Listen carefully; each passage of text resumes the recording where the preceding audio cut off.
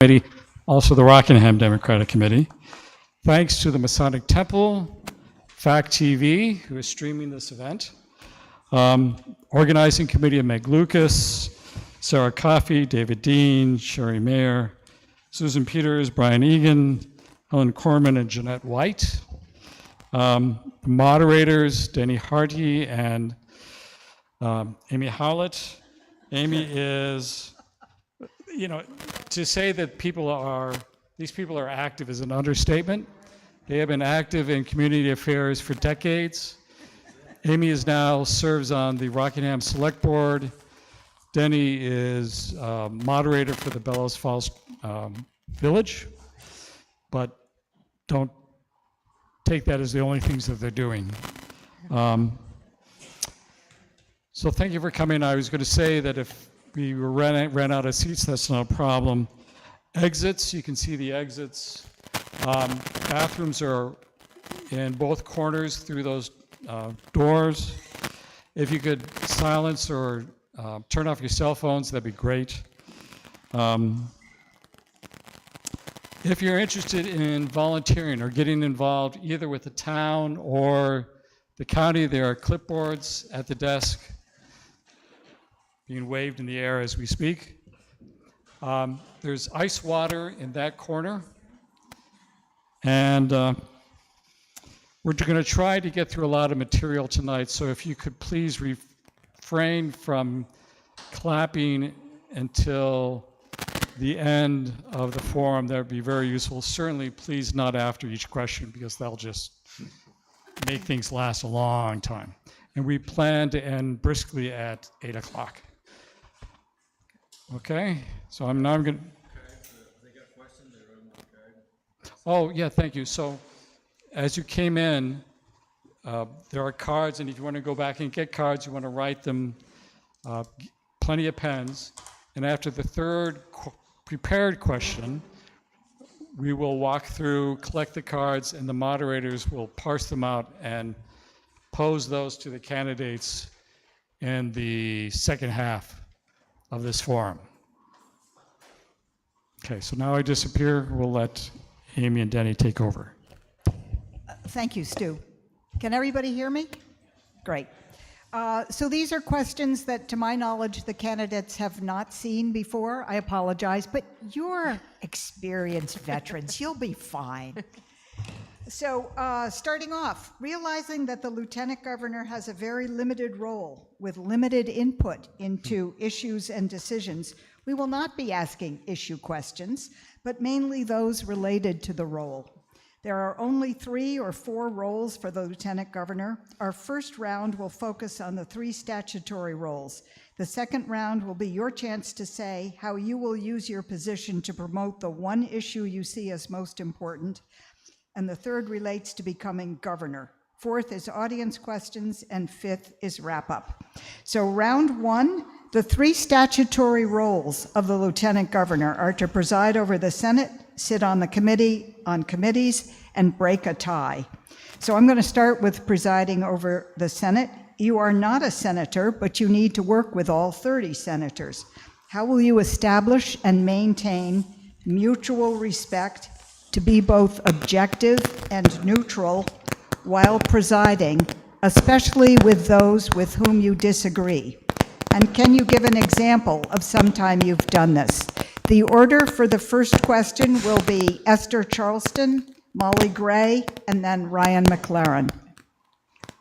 And I'm happy to reread the question if that was too much information. It wasn't too much information. Good evening, everyone. It is so good to be here. Thank you so much for having us. Now, as you ask the question, the example that comes to mind for me, I had a client who came in with a Trump shirt on. I was sitting with him and his wife, and we were talking about family matters. And for instance, their children were taken away from them. And my job was to sit with them and to discuss how they were going to reunite with their children. Now, what are some assumptions you can make with the Trump shirt on? And then look at me. I am a Black woman in Vermont. the assumptions that they made about me. But what I had to do was put aside any thoughts, any opinions, and create a space where we can talk to each other and get to a place of a resolution. I'm happy to announce we did. We worked through it. It was a lot of pauses. It was a few hours, but we got through it. And that's how I would lead. It's not about me. It's not about my opinion. It's about my thoughts, but it's about how do we move this work forward, whether I agree with you or not. So next would be Molly Gray. Thank you. Thank you all. I just want to start with a warm, also because it's quite warm in here, welcome. It's wonderful to be in Rockingham. It's wonderful to see so many of you in person, and welcome to everyone joining us online. Esther, Ryan, great to see you again. I love this question because it really gets at the heart of one of the most important jobs of the Lieutenant Governor, which is to serve as the President of the Senate. And every day that the legislature is in session, you are at the dais, at the front of the room, helping to guide the Senate through the Senate business for the day. And before you even go up to start presiding, you meet with the parliamentarian first thing in the morning, and you figure out which bills are going to go to which committee. Understanding committee jurisdiction. Oftentimes, you meet with committee chairs to talk about what amendments might come up or how the day is going to go. And I guess I bring that up because I've done that part of the job, and I think I did it really well. I presided over the Senate during COVID when it was just myself and Becca Balint in the chamber for the first year and a half. Can you imagine that? And what's so important to me about the presiding part of the role is that if there isn't trust in the process, if people don't know the rules, if they don't have a sense of decorum and that everyone's going to be treated fairly, the outcomes aren't trusted. So it's an extremely important role for building trust, making sure we have strong outcomes, making sure that people know how to debate and to engage. I'm a lawyer by training. I'm kind of a policy nerd and process nerd, and I think this is a role that really lends itself to like that sort of deep thinking. You're kind of like a judge in a courtroom or a conductor with an orchestra, and making sure you know the rules and can engage thoughtfully is extremely, extremely important. So I love that part of it, and it's part of the reason that I'm running again, because we're going to have a number of new senators next year who don't know the rules and who are going to need a really thoughtful, knowledgeable presiding officer. Thank you. Ryan? My turn. Hi, everyone. I'm Ryan McLaren. I'm running for Lieutenant Governor. That's why I'm here. And I'm so happy to be here with you. And I love how you framed this question, because you framed it around trust.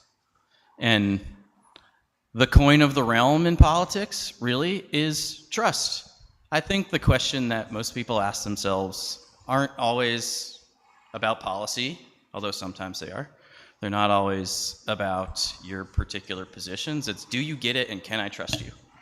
And in leading a body, in leading anything, trust it's no secret. It's like being honest with people and like, don't be a jerk. This is a human business.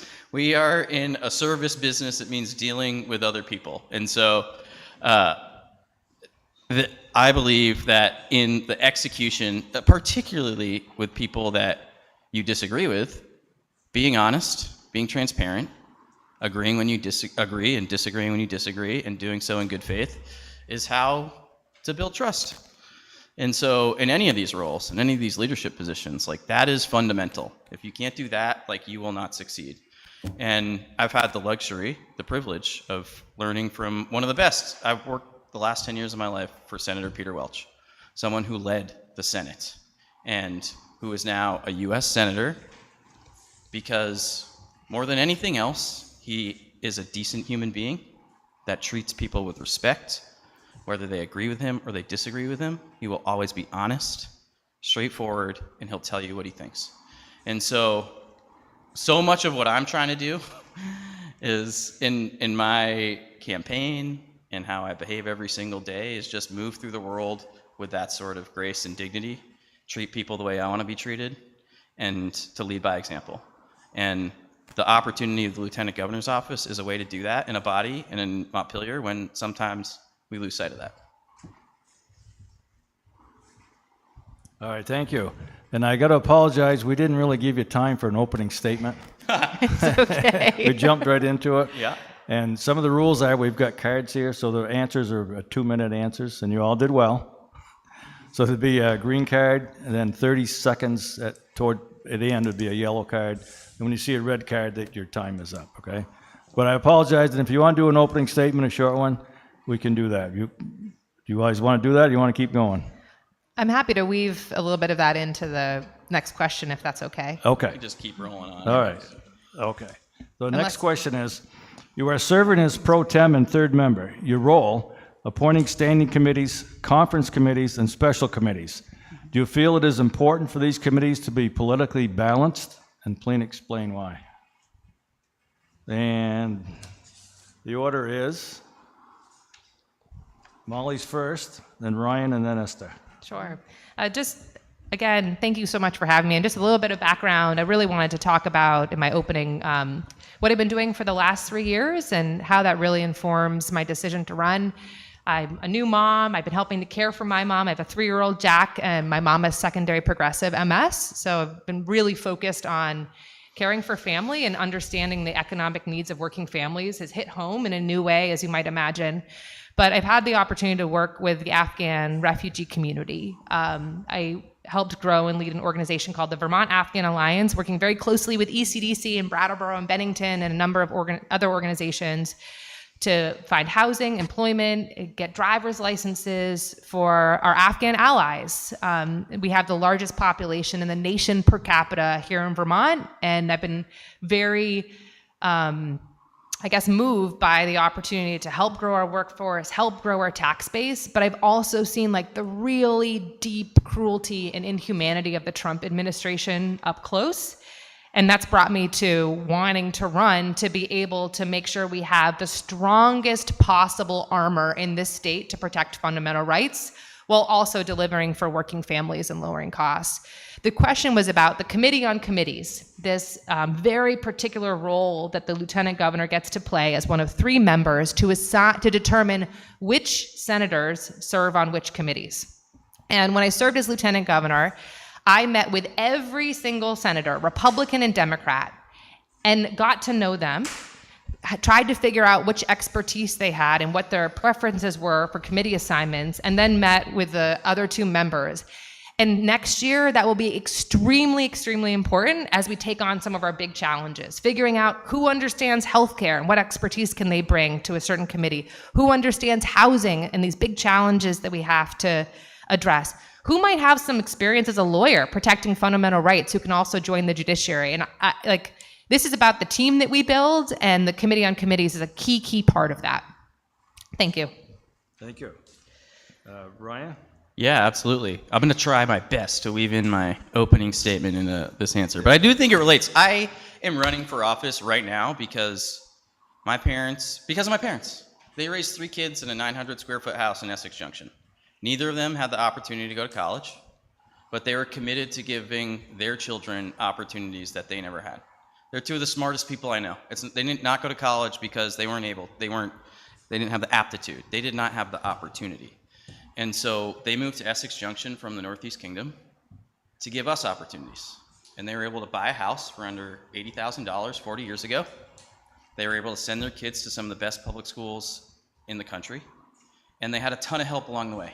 I grew up on Dr. Dinosaur, so we didn't go bankrupt. If I broke an arm or my siblings got sick, I grew up on WIC eating government cheese and getting a different color ticket in the lunch line. And all of that added up. That infrastructure of opportunity added up to make my life possible, to make it so I could be here today. And I'm running right now because while my life was never guaranteed it was possible, and it would be virtually impossible for my parents to do that if they were trying to raise kids today. My parents would never be able to buy a house in Essex Junction. They can barely afford to stay in the same 900 square foot house they raised us in because their property taxes go up 10% every year. My dad cannot retire because he has to pay his property taxes. And so I refuse to be the last generation of working class kid that can imagine making a life in Vermont. I have a 6-year-old and a 3-year-old, and when they graduate from high school, I want them to be able to be a teacher and be able to own a home in Vermont. And right now, that would be virtually impossible. So your question about political identity and political balance, I don't care what your politics are. I care that you're ready to act and to make this place livable again for Vermonters. My parents are not Republicans or Democrats. They are just working people. And sometimes they vote, sometimes they don't. But they want life to be livable for them and for their kids, and that's my mission. And that is not an ideological thing, that is an outcomes thing. We need better outcomes. Esther?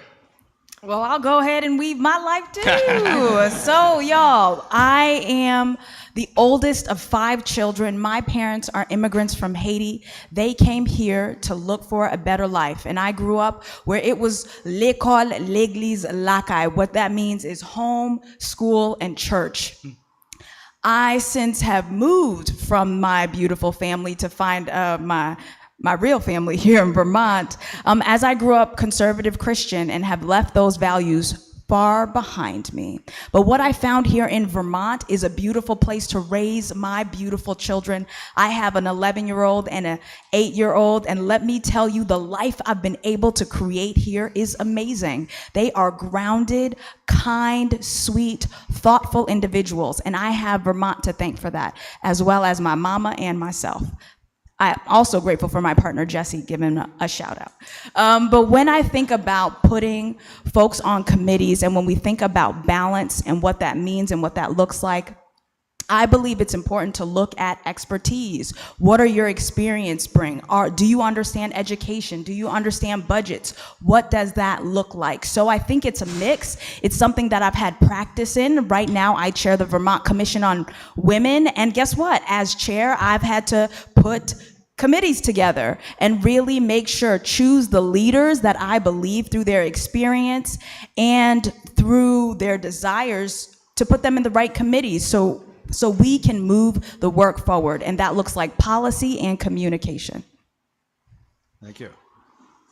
Okay, another role. The lieutenant governor is charged with breaking a tie in the Senate. Given the volume of legislation, how will you stay informed on the nuance of detailed bills that could require a tie-breaking vote? And we'll just go right down the table on this one, starting with Ryan. Yeah, sure. Great question. The way to stay informed is to be informed, to engage. This job is very much, you're describing the statutory responsibilities of a role, but it could be so much more. The job is what you make it. That's true in every job, but particularly in this role where there's sort of a wide open field. You have some ability to engage, to not engage, to choose where you go. And my vision of this job is a version of a public advocate, the people's lobbyist in the building. So every other person in that building is elected to represent a constituency, whether that's the community of Rockingham, that's the county of Windham, but they have parochial concerns that matter to their constituents. The person in the legislative process that gets to represent the entire state, be the people's advocate for the entire state, is the lieutenant governor. And so other places do this. The city of New York elects a citywide office of the public advocate, whose job is to be a watchdog, to hold people accountable, and to advocate for the interests of the city. They have the same, very similar statutory responsibilities to step in if something happened to the mayor, to break a tie, but that office is used as the people's lobbyist. Every other special interest, every other community in the state has someone in the building speaking for their interests. So I've been doing this for Peter Welch for the last 10 years of my life, going out into Vermont communities, and connecting people with the legislative process that's happening down in Washington, right? And I think I'm pretty good at it. And I think I've gotten real results. The Rockingham Fire Department, I helped get the federal funding to rebuild that. The Miss Bellas Falls Diner, I helped get the federal funding to transform that. The Tri-Park Mobile Home Park in Brattleboro helped fund the reinvestment there. And so finding ways to connect people with the legislative process is what I've done. It is what I'm good at, and it is what a people's advocate in this role can be. I have 2 masters and 2 children and have run a household. Anybody understand what I'm talking about? The way I've done that is by staying organized and through partnership called a village. I would take that same approach in this work.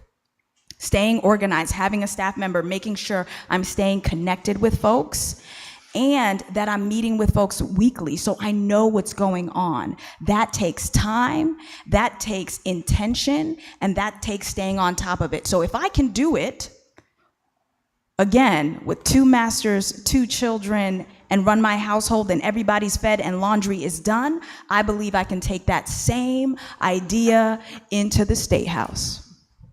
Amen. I think what's really, really important about this kind of unique part of the Lieutenant Governor's constitutional responsibilities is that you don't know when a tie-breaking vote's going to come up. Sometimes you do have a little bit of understanding because you're tracking a particular bill that might be pretty contentious, but sometimes it's just on emotion.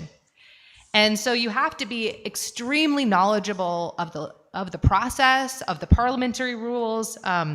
Becca Ballin and I worked extremely close together every single day in the chamber. She was pro tem. She was really helping to push legislation, while I had to really manage the legislative parliamentary side of that. So I guess I feel really comfortable with that. I'm a policy person at heart, but I want to talk about the tie-breaking vote that happened earlier this year. And just to underscore that these tie-breaking votes can really change the course of history at times in Vermont. So Madeleine Kunin, her tie-breaking vote when she was lieutenant governor was on whether Planned Parenthood continued to exist and was funded. John Rogers, our current lieutenant governor, his tie-breaking vote was to send an acting Trump U.S. attorney to the Vermont Supreme Court, that same acting Trump U.S. attorney who was willing to have Mohsen Madawi, a Vermont resident, deported for exercising his free speech. So these decisions really matter, and they can have huge consequences. And having worked with the refugee community, with Afghan allies for the last 3 years, that has an impact. We don't need someone who's just going to follow orders on the Vermont Supreme Court. We need an independent thinker. And that's why this office and this moment really, really matters. Because the years ahead of this administration, the Trump administration, are going to be the most dangerous. And it's going to be upon us as a state to get up every day, holding the line, our resistance, and then our resilience, which I hope we'll talk more about this evening. Okay. All right, for the audience, get your questions ready. We'll be collecting them after this. Okay, so this question is one that a politician is going to love, so keep your answers to the 3 minutes, okay? Who are you calling a politician? The lieutenant governor does have a bully pulpit and can promote or bring attention to various issues. What one issue do you think is the most important to you in Vermont, and how would you advance it? And the order is Esther, Molly, and Ryan. So as I travel the state, hearing how folks are trying to make it work, whether they're having several jobs, whether they're struggling to pay for childcare, rent, mortgage. And so for me, the most pressing issue is housing. Housing. As I think about right now, well, since 2023, the HOME Act was passed. So that allows us to build in downtown areas and village centers.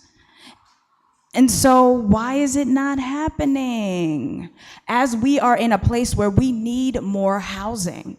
Folks need more affordable housing. I think about the workforce. People want to work here, but guess what? What can't they find? Say it again, housing.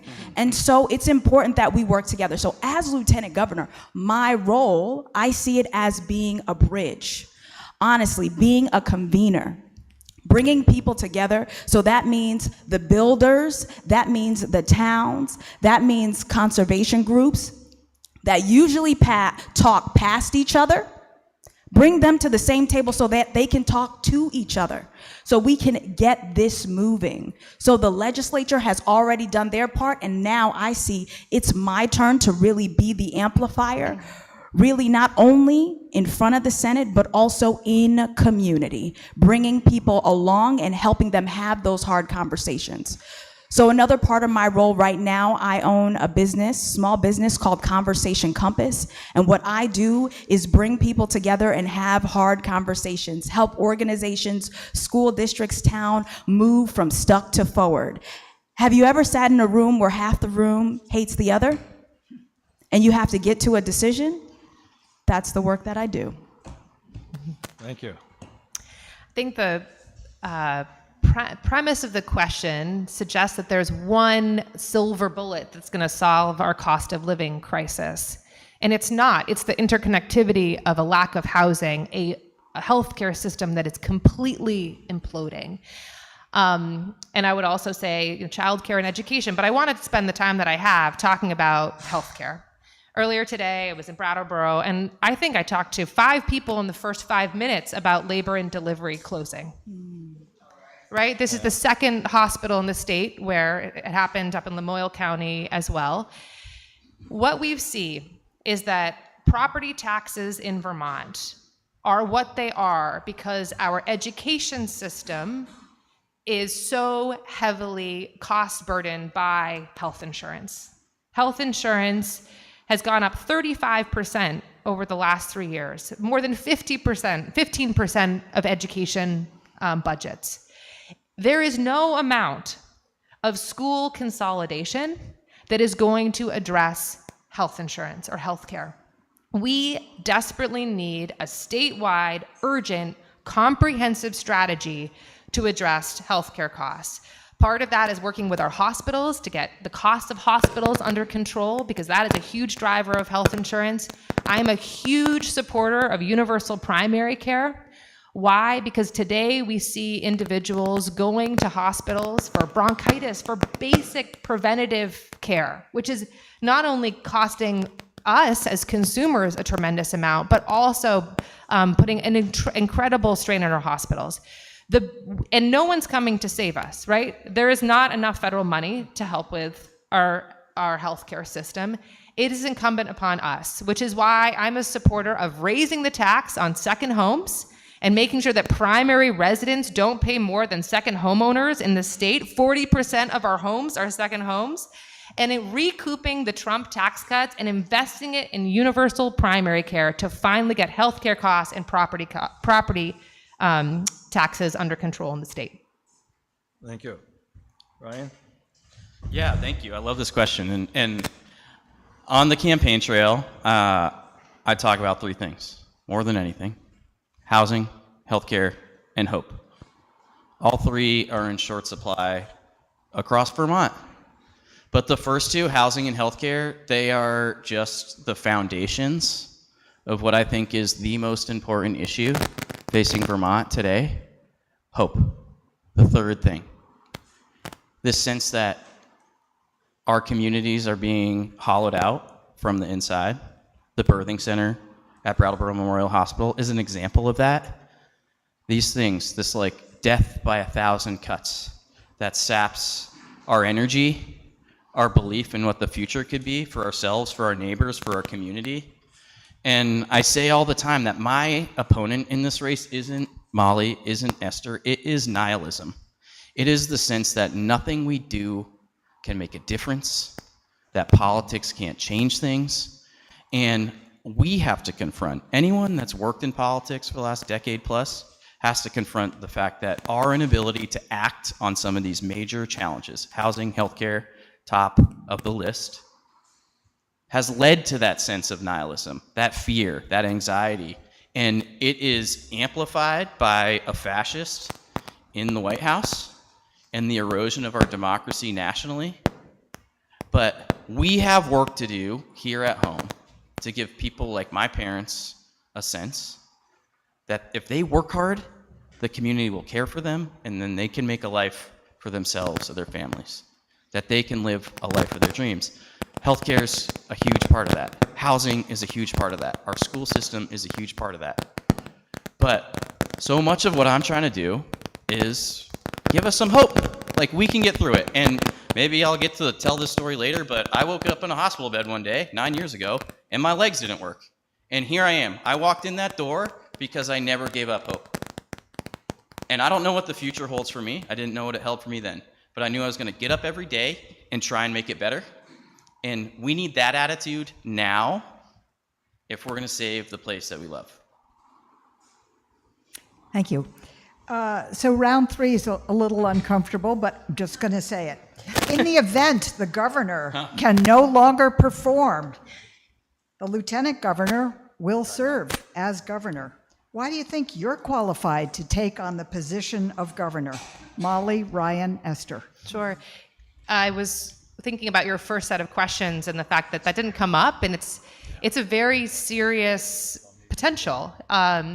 Howard Dean will tell you that he was serving as a doctor, and then all of a sudden his assistant came in and said, Governor Snelling is dead, and now you are governor. So when I served as lieutenant governor, I took a lot of time at the start of my term to meet with every single commissioner, every single secretary, to make sure no matter what, I had a strong working relationship, because I never wanted us, Vermonters, to suffer if I didn't know what was going on or I wasn't ready to be in that role. And then I had a standing meeting with the governor every 2 weeks. And that wasn't the case with the prior lieutenant governor. It wasn't the case with the lieutenant governor after. So I would take on that exact same model again. And then it just personally, I've done the job of lieutenant governor. I've also run a statewide nonprofit for the last 3 years. I managed payroll, I managed staff, I've launched programs. I know how all sorts of different systems in our state work and don't work. I know I can lead. I know what it's like to have my name on the door and to be accountable. I also know, I was a former assistant attorney general, I know at this time we need people who are tough, really tough, and aren't going to coordinate or capitulate with this administration. There's been times over the last year and a half where ICE has come for Afghan allies and veterans. There's been times over the last year and a half where I've had to go against our own governor and try to convince him to reinstate SNAP when we were the first state in the nation to end food assistance for refugees, asylees, and immigrants. So I guess what you can expect from me is, like, I've got a whole heck of a lot of experience, and I'll be ready if that happens, but I'm running for lieutenant governor because it's the job I know I can do, and it's the job that I want now, in this moment, when we have so many challenges ahead of us. Right, before you go, Ryan, can I just ask everybody to pass their cards over so we get them? Stu's going to collect them, or? Okay, I'm sorry. Go ahead, Ryan. I can go now? Yeah, you can. Great. We need more questions, all the questions. I believe that I'm the most experienced person in this race. And that might sound weird because a lot of you probably didn't know me from Adam before you walked in the door today. But I have spent my entire adult life in public service in Vermont. Not as a politician, not running year over year, but as someone just doing the work. I mentioned a few things that I'm really, really proud of, helping rebuild the fire station in Rockingham. And there are examples of that all over the state. But the last 10 years of my life, I've been a senior advisor and campaign manager for Senator Welch. And our job was to work with constituents here in Vermont to support their aspirations, to support the things that make a difference in Vermonters' lives. And some of those constituents, many of those constituents, just happen to be the state of Vermont and their agencies. So working hand in glove with VTrans on their plan to reopen a train station in Brattleboro, working hand in glove with the Agency of Agriculture on a $32 million disaster relief fund for farmers that were impacted by the flooding, working hand in glove to rebuild after year of flooding hit Vermont, and working in Senator Welch's office to reform FEMA to make sure that federal programs actually work for the state of Vermont. Before that, I spent 5 years working for our last Democratic governor, Governor Peter Shumlin, both in the legislature and as someone who actually helped run an agency. I was the second in command at the Department of Motor Vehicles when in 2013, working with Senator Jeanette White, who's not here, but represented this place, to pass and implement Vermont's first law that allowed migrants to get driver's licenses, because back then it wasn't obvious to us that you shouldn't get deported just for driving your kids to the grocery store or to a doctor's appointment. And so I have seen how this system works inside and out for my entire adult career, and whether in our primary or on the other side, I am the most experienced person to step in and be ready on day one.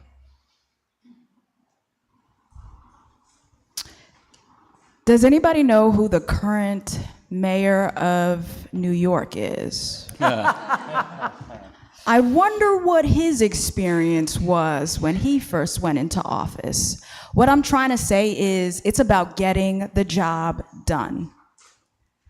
Getting the job done, caring for people, making time and space to see people, to hear people, to visit people, to meet where they are, understand the needs and the pulse of the community, and showing up and doing the work.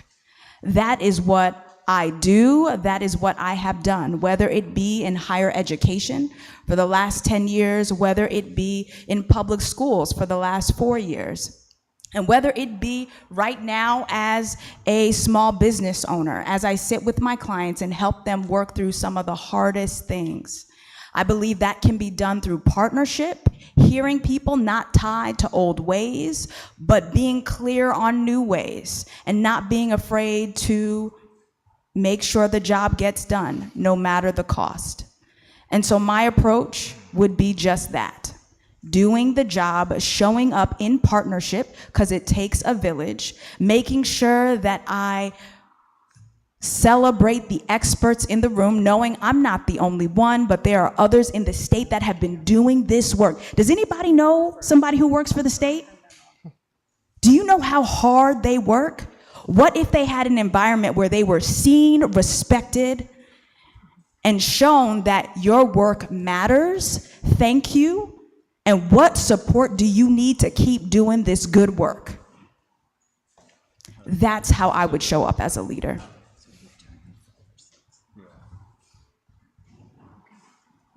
Good? All right, a couple of questions from the audience. One is, what innovation/personal measures do you intend to use to deal with our Republican governor? Go ahead, it's not my turn, is it? Is it me first? So it's Ryan, Esther, Molly. Well, I kind of touched on it. I mean, it's being honest with people. Agree. My motto is to just agree when I agree, disagree when I disagree, do so in good faith, and assume best intentions of other folks. And so what frustrates me is we have a fundamentally dysfunctional political conversation happening in Montpelier right now. There is no trust. The trust is gone between a legislature, a governor, who have been fighting each other, reflexively partisan for a bit too long. And that's just not how I am. That's not how I behave. And I want to give Esther her flowers. She's right. Like, it's not all about experience. Anyone that's wanted to step into these roles, like, we have to be able to lead and to lead people through what is a really challenging time, whether that is in the political discourse or that's just out in communities. And gosh, like, so much of what leadership is honesty, transparency, and treating people well.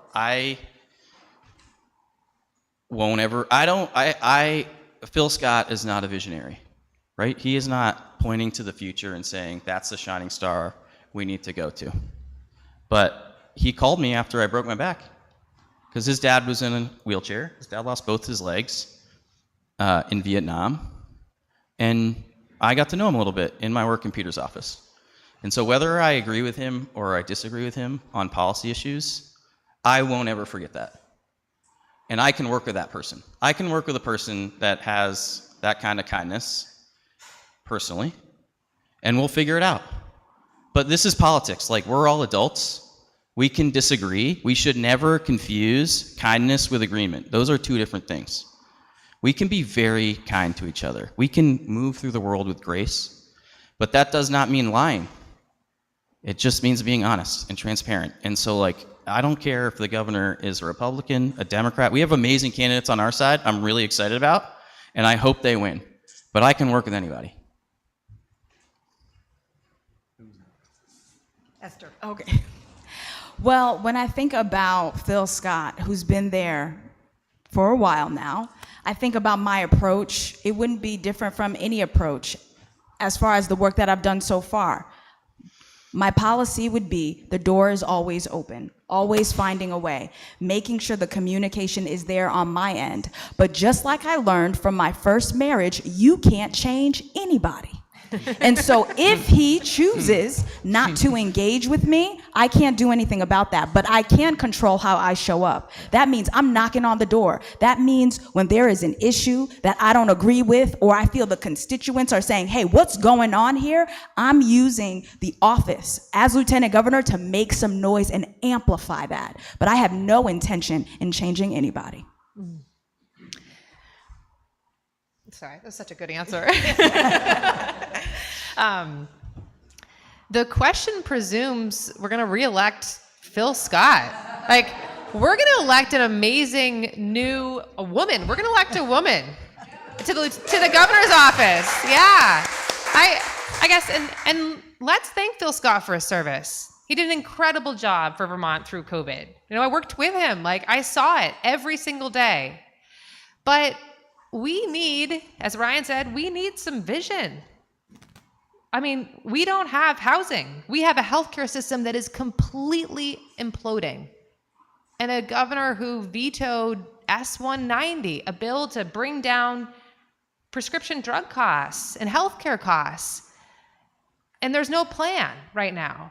So I know the governor, like, if he's there, I hope we will continue meeting. I'm not a namer and shamer. I'm a knower and shower. Let's talk about it. I will speak to your face first before I go out there to the press or go out there publicly and express my views. But I think the legislature needs a real partner.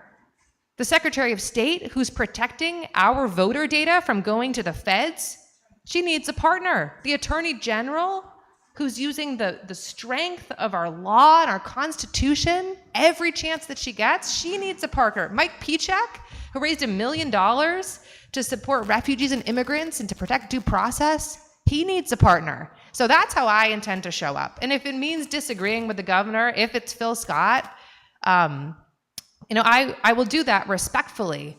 But I think we are going to send a Democratic woman to the Lieutenant Governor's office this year, and that's what I'm excited about. The governor's office. Maybe the Lieutenant Governor's office too, sorry. Okay, so straight from the audience. I'm just going to read it word for word. We have a big knot of issues in Vermont: housing, health, education, economic systems. All of these have climate chaos looming over them. Mm-hmm.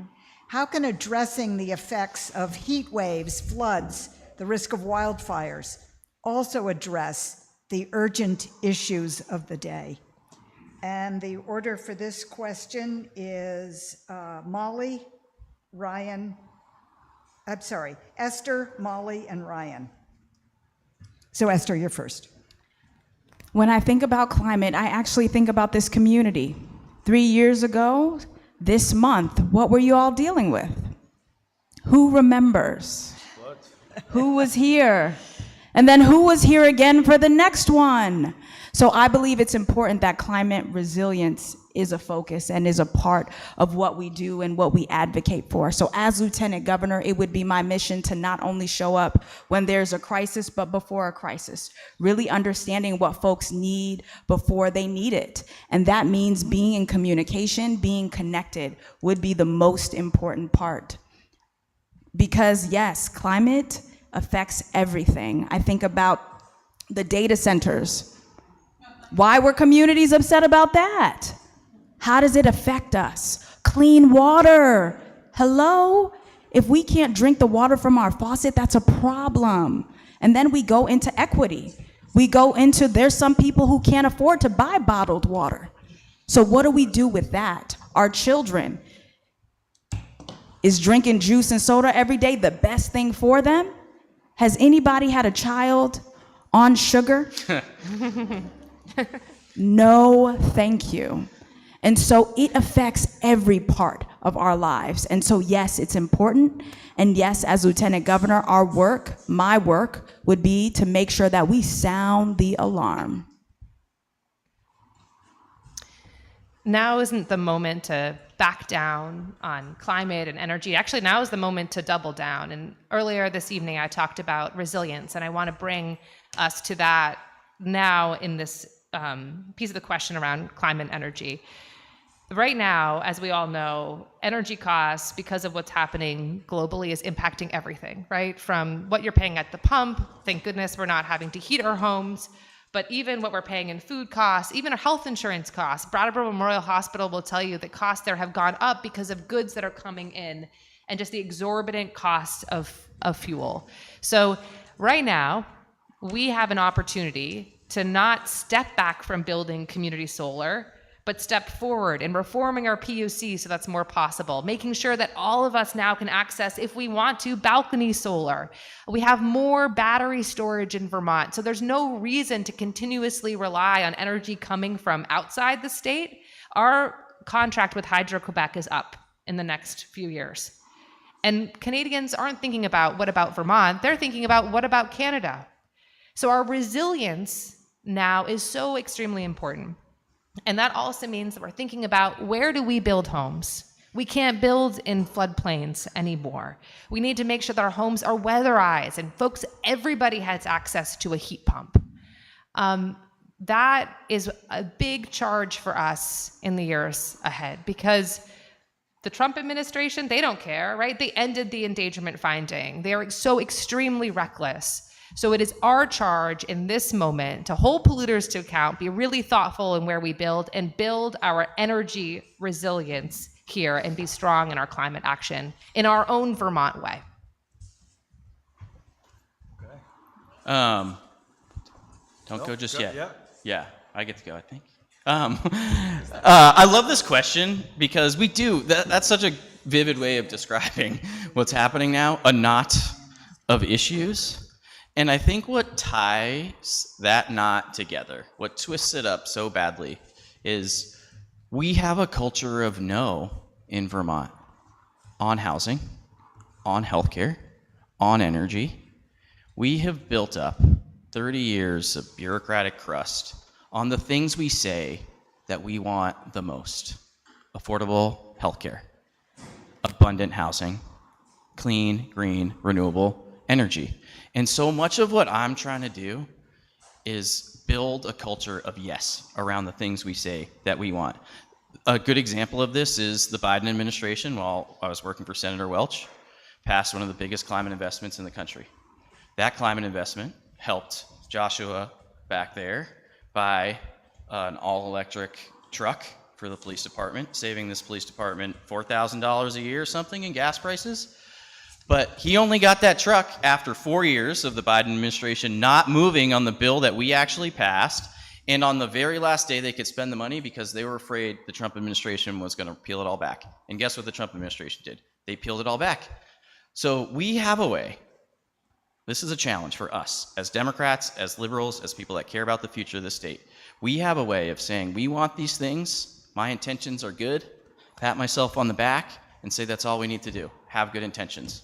And then when it comes time to do the thing, to build solar energy, to build wind energy, the cheapest energy on the planet, none of it has to go through the Strait of Hormuz, we can be really precious about saying yes to it. We say no too often. And so it's time for us to walk the walk and to say yes to the things that we want. That's why Bill McKibben has endorsed my campaign. He said I have the best energy policy he has ever seen in the state of Vermont. And Bill McKibben knows that we need to build more clean, green, renewable energy. Okay, I've got a couple here, and you've already hit on this, but I'm going to ask it because it's an audience question. And you give me a quick answer. What are your thoughts on data centers in Vermont and Governor Scott's veto of the legislation? Along with that, I'd like to ask you about your renewable energy. Do you agree with solar, wind in the state of Vermont, renewable energies? So it's kind of a two-thing question. And it's going to be Molly, Ryan, and Esther. Sure. Just while we're on the topic of solar, wind, hydro, yes, all of the above. We need to diversify our energy streams, and we need to focus on our resilience here.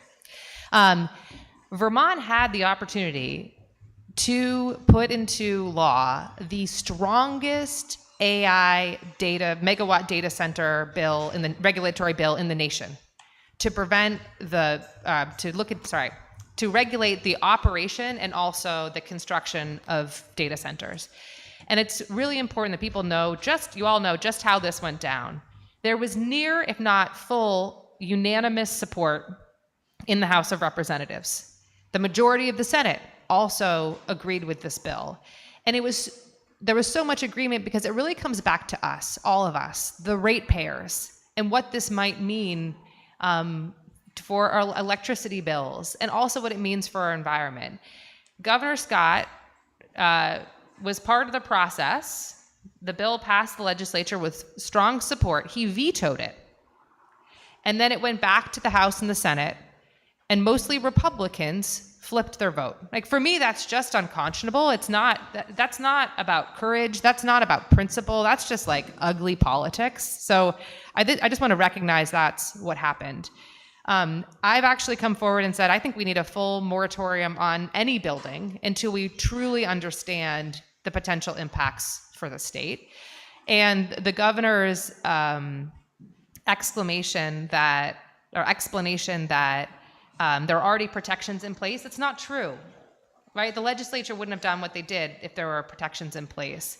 And that his concern that this might impact other type of industry coming to Vermont. I don't think we want other type of industry coming to Vermont that's going to have that kind of impact, period.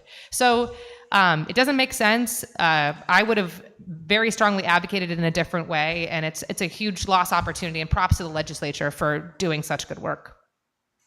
Thank you. Ryan, you're up. Yeah, on wind and solar, yes. Like, yes. Better, cheaper, cleaner, faster. We need it all. We need an all of the above energy policy. And we need to build systems that incentivize that, because it matters for people like my parents who need to pay their energy bill year over year and are cost pressured in every other way. And so on the AI data centers, that's the lens I look through everything. Is this going to lower costs for working people like my parents? There's no positive use case for a data center doing that for just regular folks in Vermont. And so, yeah, we don't need it. And at the same time, it is a symptom, it is a sign, the sort of next generation of what I think we saw in social media.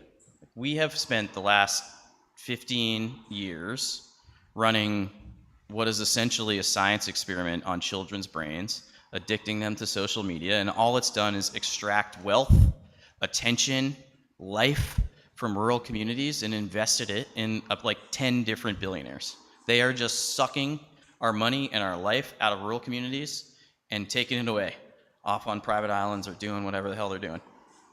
And this is just the next generation of that. And so, one, we have to fight back on that economic model that has pulled money and life out of rural communities for 30 years. I support banning social media for kids under 18, total ban under 13, and ban the algorithms for kids from 13 to 18, because it's like tobacco. They are just designed to addict children, to extract money from them for a lifetime. And AI is run by the exact same people.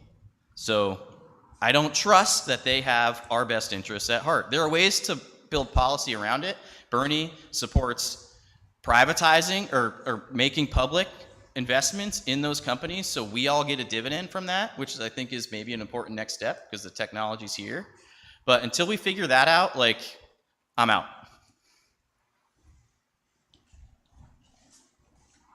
So who has been in Vermont for over 10 years? Can you raise your hand?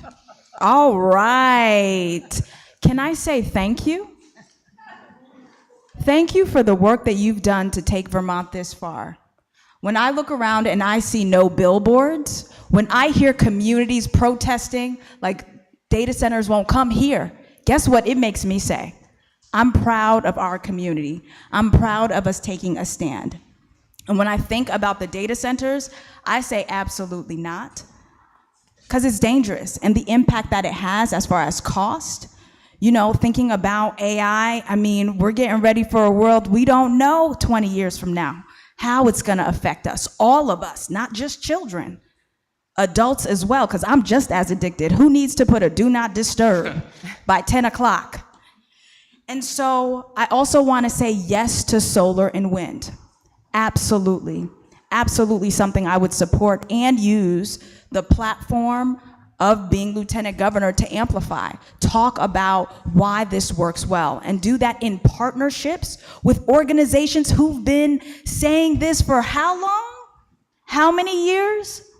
And so using the platform to say, hey, we can keep this going, we could have these new initiatives, and we can travel the state and talk about how this works and why this would work. So no data centers, and yes to wind and solar. Okay, we're just figuring out which questions we want to squeeze in before we lose you. So I'm going to pick this one. What do you think about creating a syndicate of New England states to create a single-payer, larger healthcare system? And the order on this one is Ryan, Esther, Molly. Oh, I love this question, and I love how creative it is, because this is where we have to go, and we have to go with real urgency. I am the first candidate in the race to support universal primary care. I think it's a bite of the apple we can take here in Vermont on our own that will drive care into communities. It's the cheapest, most efficient, most effective form of care. It can help us reopen closed Planned Parenthood clinics, just get frontline care out there, and we can design a payment system here in Vermont to do it. But in the end, like, the answer, to be honest with you guys, is we need a national Medicare for all, single-payer healthcare system. And I know that because I lived it. I lived inside the system that is inhuman and it is broken. The day I got hurt, I went from Mad River Glen, where I broke my back, to CVMC, where they put me in a helicopter, the Dartmouth Hitchcock helicopter, to take me to UVM Rescue, where they put me in another ambulance to drive me to the ER to repair my spine. Every one of those is a different bill. And I will never forget getting a $10,000 bill for my critical care ambulance ride from the helipad at UVM Rescue across the street to the ER. It is insane. It is inhuman. And I was lucky. I worked for the federal government, I worked for Senator Welch, and I had health insurance. But I still had to beg my insurance company when I got a fever in the hospital and missed 4 days of rehab to just let me stay. Because I knew, and my doctor knew, and my PT knew, that those 4 days could change the rest of my life. And I shouldn't waste them because I was sick. I had a fever and couldn't do my rehab. But we all had to get on a phone with some claims adjuster in Kansas City and convince them, beg them to just let me have 4 more days in rehab. And I was lucky. They said yes. But when I came home, I still had $70,000 in healthcare costs that I had to beg my friends and neighbors to help me pay. That is not a humane system. It is not one we can solve on our own. We have to take steps to bring down costs here in Vermont. We can do it. But every single day, till my very last breath, I will be fighting for a Medicare for all healthcare system because I have seen just how much damage it can do.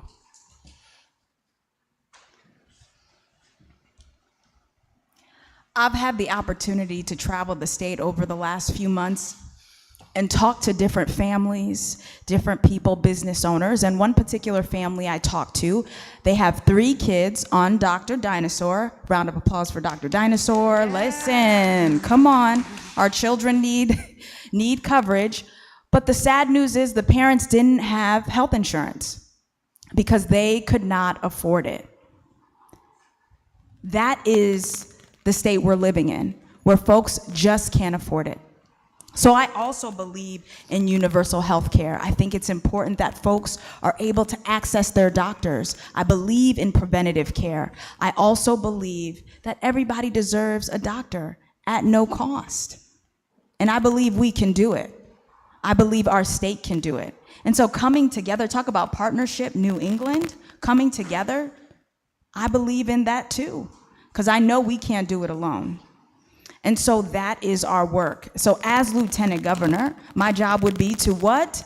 Amplify and just talk about what's working and what's not, and also be an advocate for that. Just like you, Ryan, I got you. No. We have to think of all sorts of creative ways to address our healthcare crisis. I think the hard, honest truth right now is I'm not sure Massachusetts, New York, and New Hampshire, they look at Vermont and they're like the most expensive health insurance in the nation here, with rural hospitals closing and no real primary care system and a shrinking workforce and tax base. They're like, and not enough people paying into an insurance pool. They're like, no, thank you. They don't want to take on that burden. So we need to get our house in order. And again, that comes back, for me, it comes back to our resilience as a state and figuring out how we can make these really strategic public investments in the years ahead in universal primary care, bringing care back into maybe some of our schools. If we do see consolidation into public spaces, really incentivizing a healthcare primary care workforce, and having doctors not come out of school and feel like they have to be anesthesiologists, but they want to be part of keeping people healthy in community. So I think, yes, we need to really think about, like, what does it mean to be part of a bigger pool? But we got to focus here first. And I'll just note, I grew up the river in Orange County. And the river sometimes, as you know, it's just a river. Sometimes it's a lot more than just a river. But when you're crossing the river to go to Cheshire Medical or Dartmouth Hitchcock, it's just kind of there. And so sometimes we have to recognize that reality as well. And I think we can get to a system where we have shared resources, but our moment is right now for us here in Vermont and getting our house in order first. Okay, next big topic is taxes. Taxes. So would you support a tax increase on second homes, luxury estate, short-term rentals? And would you tax the rich at a higher tax rate? And how would you protect senior citizens who are on a fixed income from paying a lot of taxes, like on Social Security incomes and so forth? And the order of this is going to be Esther, Molly, and Ryan. So your tax strategy. Yes, I believe that we should tax folks with second homes, folks who make more, and I've seen what it has done in Massachusetts, our neighbors not too far away, who did that same strategy, and they have been able to bring in millions more to the state, where they've been able to invest in their roads, infrastructure, as well as education. We are small enough that that money would make a huge difference. And so, yes, I believe we should do that. And of course, protecting our senior citizens, those who are on a fixed income. I have, in my travels, talked to several folks who they are, house rich and what? Cash poor. So it's like, So, a lot of folks are struggling trying to make it. They have these big, beautiful houses that if they sell, guess what? Where are they going to go? What can they afford? How are they? So it is so important to protect all folks. And that means those folks who are on a fixed income, again, who are house rich and cash poor. I think it was last Friday, I was in Brandon. It was really hot. We were marching in the Brandon parade, and I was walking back through the crowd after, and this man said, "Molly, come here."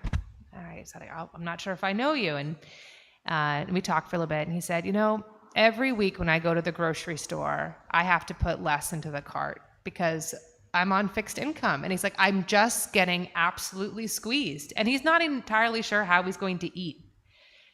And so, things are so deeply out of whack. There was a poll earlier this week that was released, a UNH poll, that said, I think it's something like a fourth of Vermonters want to leave the state because they can't afford to live here, plus our housing crisis and not having a place, or worried about having a place to live. And so things are really out of whack. 40% of homes are second homes. If you're in Ludlow or even up in Stowe, it's 70 or 80% of homes are second homes. And so, yes, I support taxing second homes at a higher rate. And I also support keeping the tax level for the wealthiest Vermonters at a particular rate.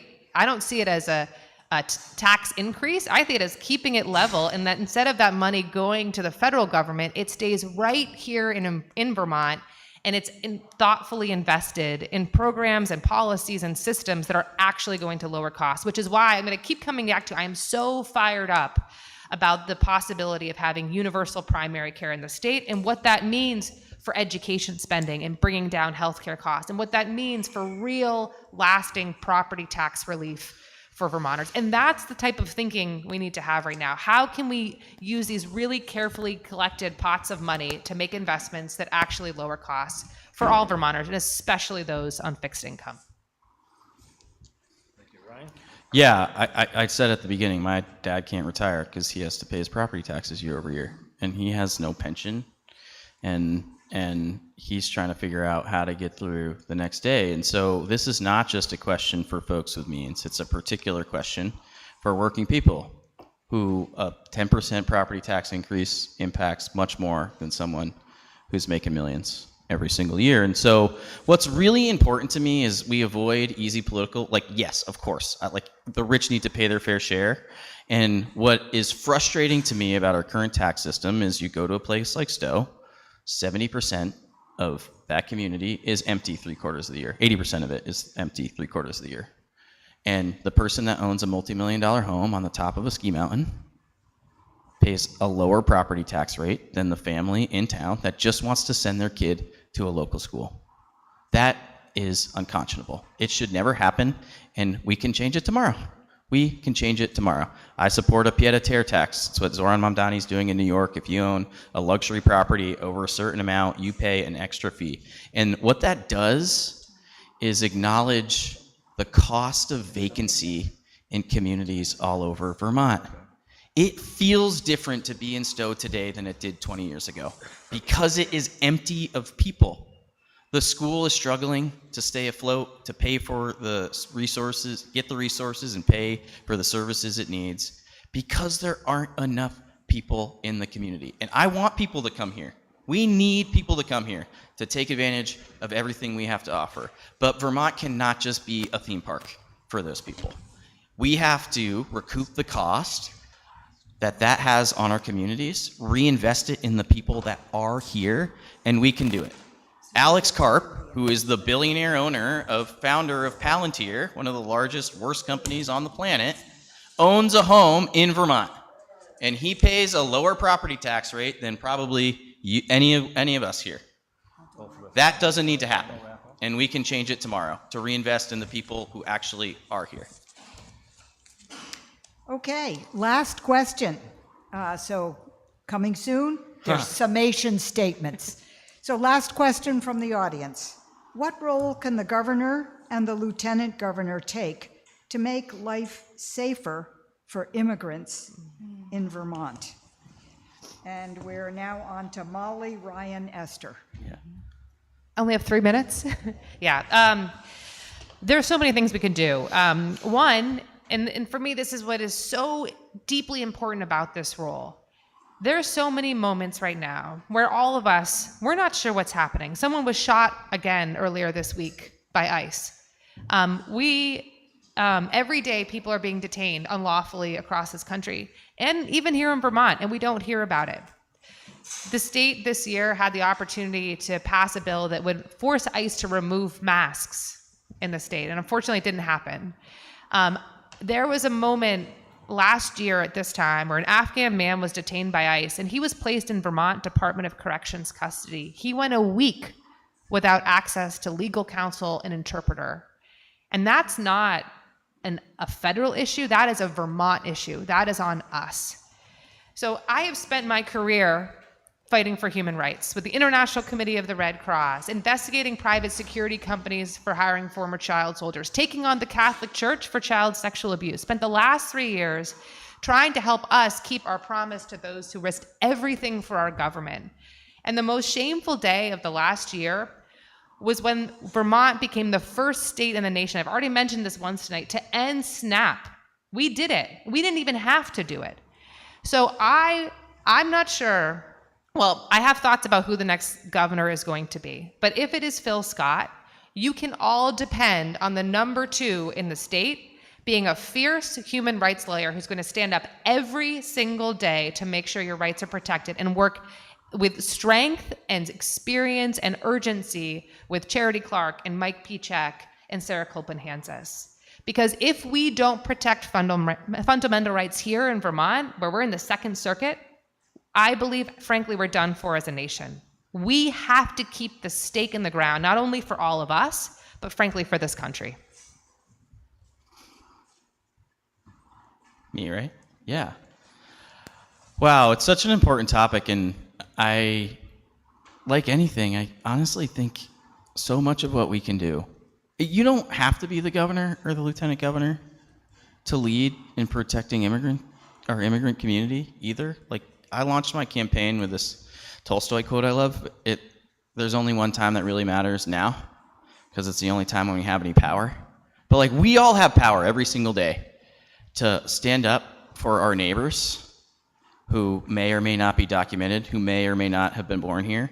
But I am keenly aware that I am the grandson of immigrants. My grandparents were French-Canadian farm family. My mom's one of 14 that immigrated to Concord.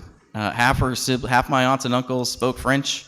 And, they're not the people in the crosshairs right now. Somehow we found a way to accept my grandparents, my family, as part of the fabric of what makes Vermont, and our community.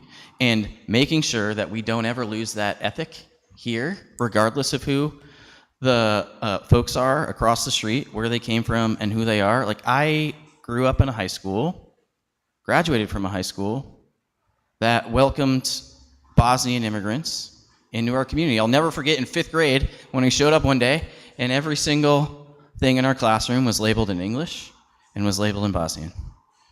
And, that just is how I grew up.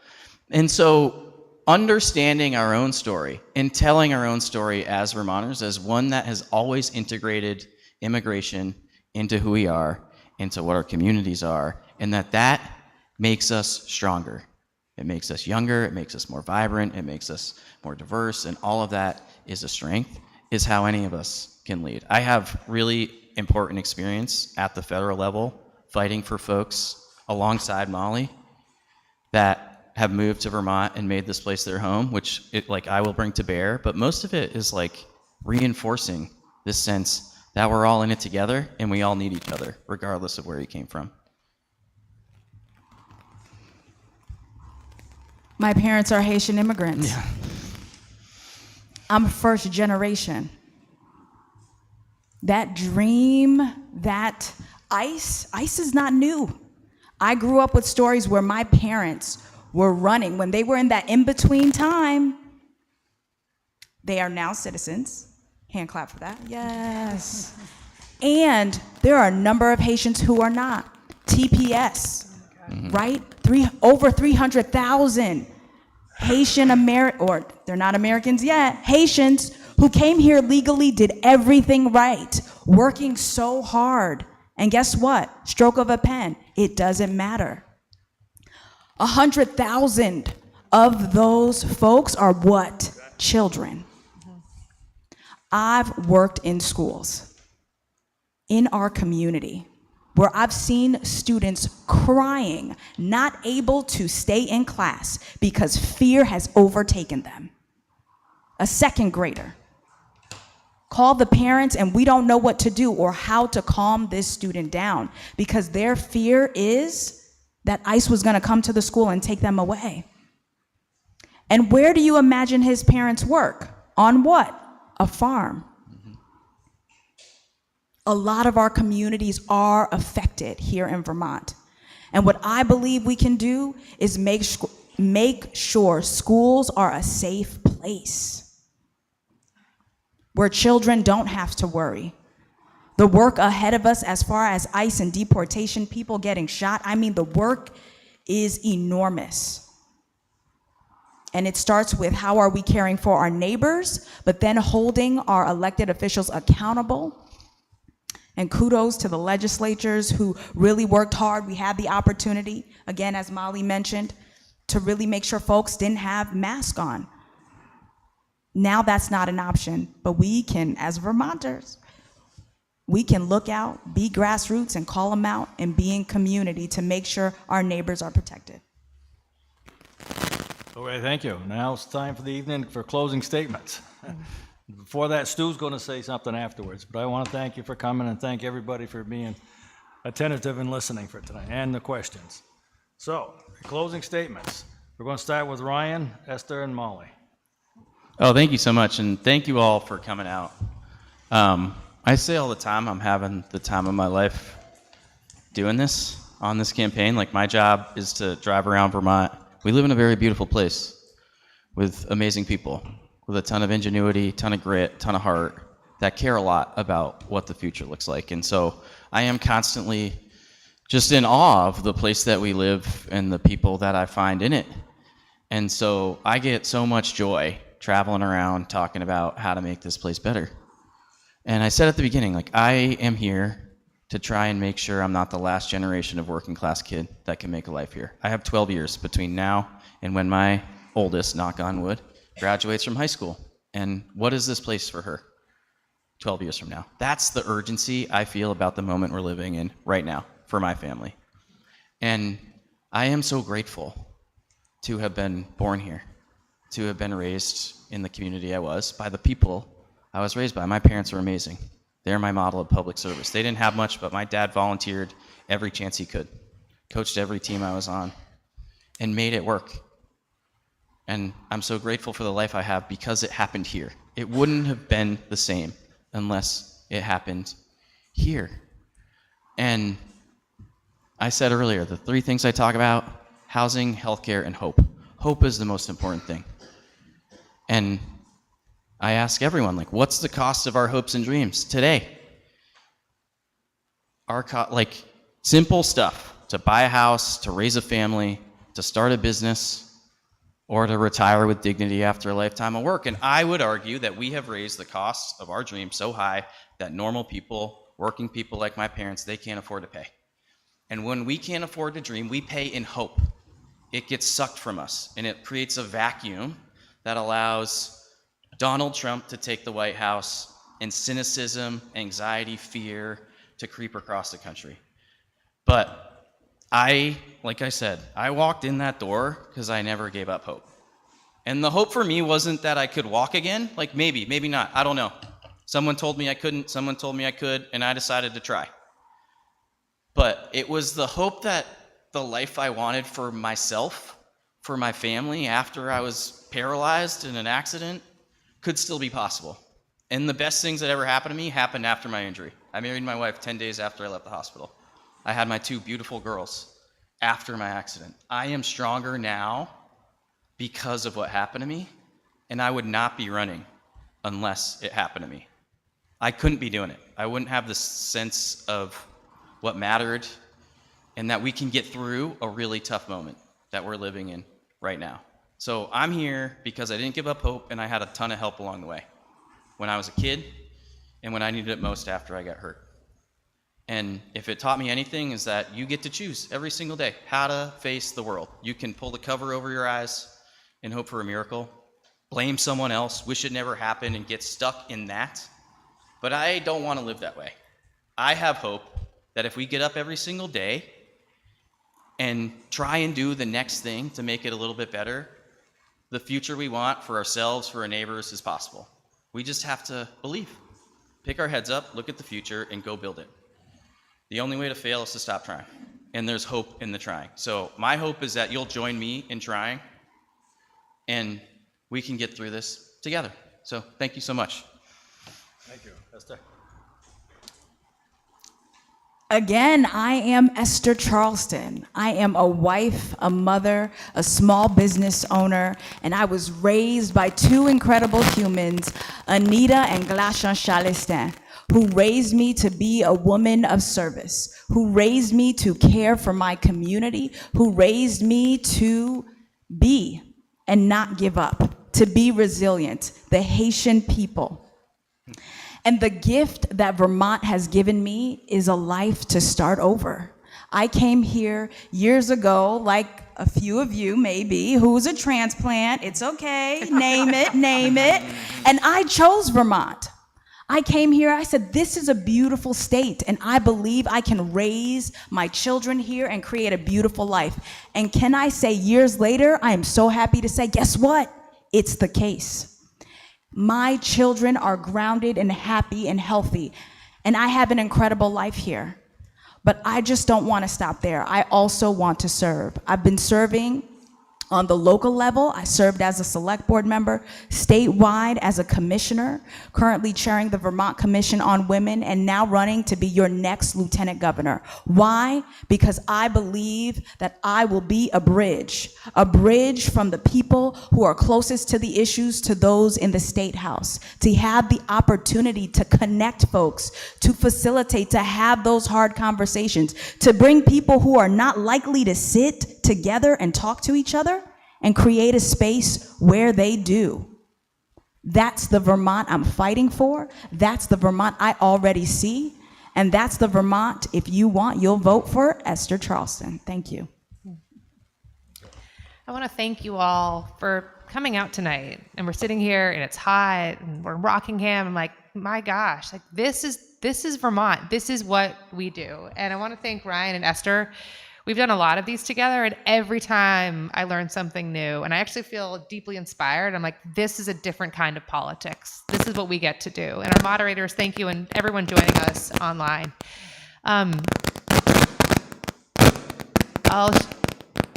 share with you all quite personally that I wasn't sure I'd ever run for office again. Politics can be really hard, despite the way that it's quite good here in Vermont. And I've had this great pleasure of working the last 3 years with people and seeing, Afghan women get a driver's license, people find housing and jobs, and working with all sorts of awesome employers across the state. But I've also seen just where, frankly, a failure of leadership has gotten us to a point where we're like barely hanging on. But what I feel most hopeful about is knowing that we have so much talent in the state to help us figure out our big healthcare challenges. And we didn't get to talk too much about housing tonight, but we're on the cusp of being able to figure out big pieces in our housing infrastructure and building more housing. And I keep thinking, when we get through this federal administration, there's going to be a moment when the nation wakes up and pulls their head up, and we're going to have this assessment of what's left of us. Who are we as a nation? And I think people will look to Vermont and say, that's a place where rights are still protected. And that's a place where housing is affordable and people have health care and they've stabilized the system and built real resilience. And I guess that is why I'm stepping forward right now with new skills and new experience and new urgency, because I want a whole heck of a lot more than we're getting from the Lieutenant Governor's office. And I know we deserve more than that. It's not just the constitutional roles, it's how we bring people together, how we show up, and how we have the strongest possible armor across statewide office. So I'm going to give you everything I've got, and I'm going to fight for you every single day. And my one request in return this evening is that you promise me that you will not be an observer. Support me, support Ryan, support Esther, support the two amazing candidates running for governor. It's going to take all of us through this primary, through the general election, in some way figuring out how we fit into this bigger opportunity that we have as a state. So get involved. If you want to support me, you can go to mollyforvt.com, take home a lawn sign.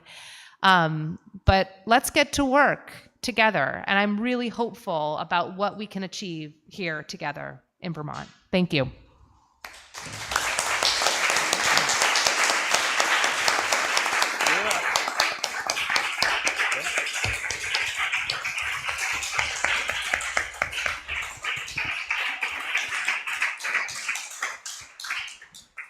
I think it's on. So I want to thank Amy and Denny for moderating tonight. But before I go and thank the candidates, I think we have to acknowledge the quality of people who have been here tonight. It's amazing.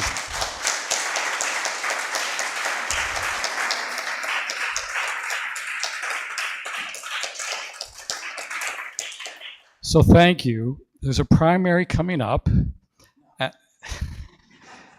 And no matter the outcome, I think we should all commit ourselves to do everything we can to support the candidate that wins that primary and make sure that the lieutenant governor come November is a Democrat and not a Republican. Okay.